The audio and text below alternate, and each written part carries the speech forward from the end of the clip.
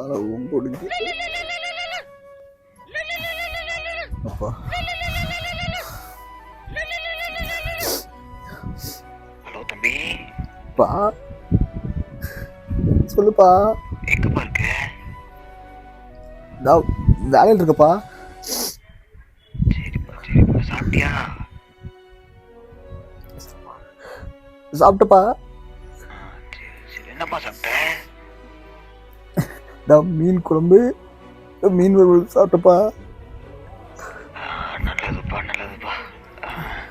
நீ சாப்பிட்டியாப்பா? நான் சாப்பிட்டப்பா. அதான் பழைய சோறு இருந்துச்சு, அதை கொட்டிட்டு மட்டன் பிரியாணியும் சிக்கன் குழம்பு வாங்கி வச்சு சாப்பிட்டு இருக்கப்பா.